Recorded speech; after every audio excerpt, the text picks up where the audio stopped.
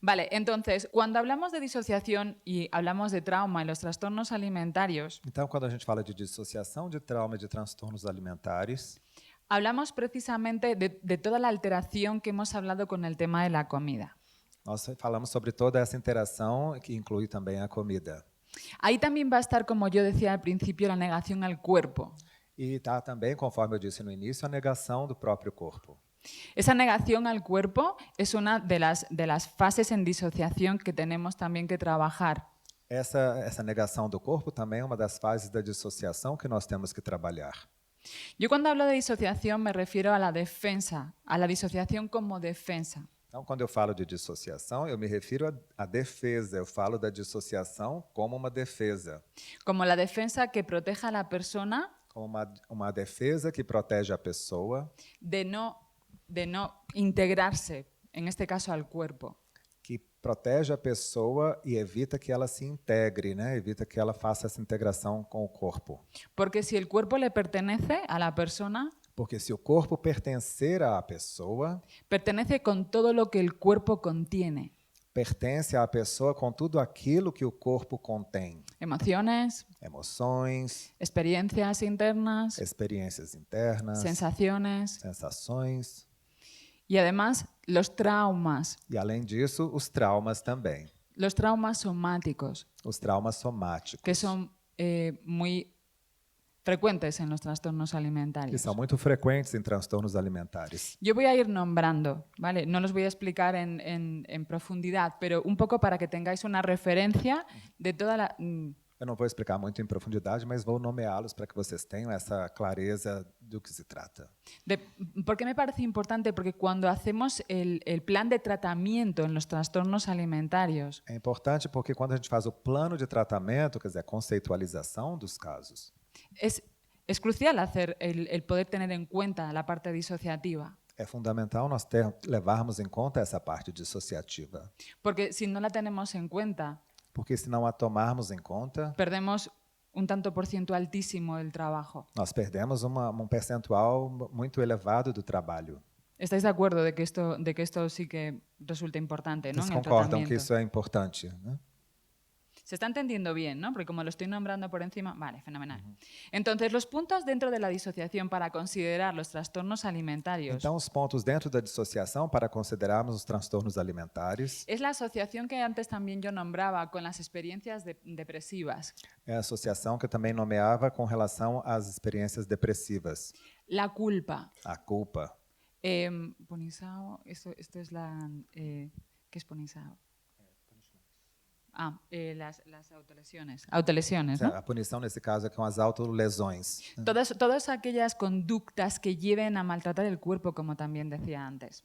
Todas as condutas que fazem com que haja um maltrato do corpo, como eu disse antes. La vergüenza. A vergonha. Que está en muchos casos la vergüenza es algo que hay que tener, es algo delicado a la hora de trabajar, porque muchas veces trabajando con la vergüenza se va tirando y tiene una conexión muy directa con el trauma. O problema é importante lidar com a vergonha, mas é complicado porque se a gente puxa esse fio, muitas vezes entra em contato muito direto com o trauma. De hecho, en muchas pacientes que tienen trauma complejo con trastornos alimentarios, Então, na verdade, com muitas pacientes que têm transtorno alimentar e padecem de trauma complexo, llegando al punto de la vergüenza, el trabajo con la vergüenza, quando nós chegamos no ponto de trabalhar com a vergonha, llegamos a un punto de vergüenza disociativa nós chegamos a um ponto do que nós chamamos de uma vergonha dissociativa, que conecta directamente con los abusos sexuales en muchos casos. que em vários casos faz uma conexão direta com abusos sexuais. Por eso que muchas veces al llegar a la vergüenza, Por isso que muitas vezes, quando chega o tema da vergonha, yo siempre informo a los terapeutas eu sempre informo aos terapeutas que vayan con cuidado, que sigam com cuidado esse no trabalho de supervisão, né?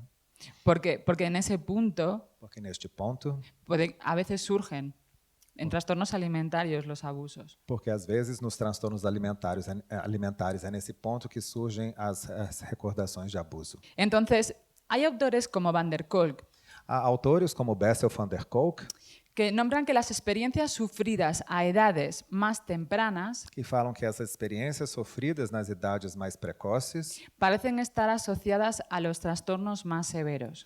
parecem estar associadas aos transtornos mais severos, mais graves. Entonces, cuanto menor es la edad Então, quanto menor for a idade del comienzo del trauma, do começo do trauma, más primitivos serán los mecanismos mais primitivos são os mecanismos defensivos que la persona activa. os mecanismos defensivos que a pessoa ativa. Y uno de estos mecanismos más antiguos son los problemas con la comida. E os problemas mais primitivos ligados a isso são os problemas com a comida. Que además muchas veces tienen como una asociación desde el condicionamiento clásico. Que muitas vezes tem como condicionamento clássico pavloviano. Esto tiene sentido. Los traumas más antiguos son los que más marcados a veces quedan, debido al trauma, a la edad en las que estos ocurren, ¿no? Então, os traumas mais antigos são aqueles que marcam de uma forma mais intensa, justamente por causa dessa idade precoce em que eles ocorreram. Autores como Van der Linden Autores como Van der Linden también explican la relación que a veces encuentran também explicam essa relação que às vezes eles encontram en la defensa por ejemplo, aquí las defensas de supervivencia, as defesas de sobrevivência, estas que coinciden con los animales en el trauma, essas que nós conhecemos nos animais em relação ao estudo do trauma. el congelamiento, por ejemplo, Por exemplo, a reação de congelamento do animal con los atracones com esses ataques de comida. en los trastornos por atracón. Então, esses tipos de transtorno, né, dos ataques de comida. Por ejemplo, cuando una persona se pega un atracón, Por exemplo, quando a pessoa tem ataque de comida, si le preguntamos qué fue lo que comió se nós perguntamos para ela o que foi que você comeu durante el atracón, durante esse ataque, muchas veces la persona nos va a decir que no se acuerda. muitas vezes a pessoa vai dizer que ela não se lembra, Porque una de las maneras de desconectar de la realidad, porque uma das maneiras de se desconectar da realidade, una de las formas de disociarse, uma das formas de a pessoa se dissociar, precisamente son los atracones de comida. são exatamente esses ataques de comida. Entonces, cuando una persona se activa y se pega un atracón, Então, quando a pessoa se ativa e entra nesse estado do ataque, entra en un estado disociativo también. ela também entra no estado dissociativo. Por eso, cuando acaban de darse el atracón, Por isso que assim que acaba o ataque de comida, es como si se despertasen é quase como se elas se despertassem y se sienten muy culpables. e se sentem muito culpadas. Pero muchas veces sienten como si fuese otra persona, Mas elas muitas vezes se sentem quase como isso tivesse acontecido com outra pessoa, como si otra persona se hubiese dado el atracón como se essa outra pessoa tivesse sofrido esse ataque de comida. y cuando se despiertan es como si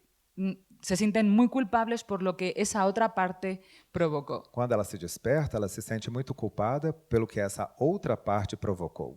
Y cuando eso ocurre, si la persona padece una bulimia nerviosa, E se a pessoa, neste caso, sofre também de uma bulimia nervosa, es cuando va a vomitar. é quando vai vomitar. ¿Esto tiene sentido?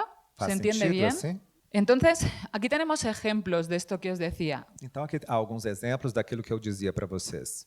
Por ejemplo, cuando me pego, Por exemplo, né, quando eu me entrego à compulsão alimentar, é como se outra pessoa assumisse o controle do meu corpo e todos os sentimentos negativos desaparecessem e eu me acalmo. Quando como compulsivamente e vomito, não sinto nada. Eu estou em uma espécie de transe. Comer compulsivamente é uma forma de anestesiar as minhas emoções. ¿vale? Estos son ejemplos de lo que las personas, de estos pacientes, a veces describen en terapia cuando están hablando. Y esto es un ejemplo. Então, com frequência, são esses exemplos que os pacientes descrevem na terapia. Y es un ejemplo de expresiones que reflejan el estado disociativo en el que la persona se encuentra. E essas são expressões que refletem aquele estado dissociativo em que as pessoas se encontram.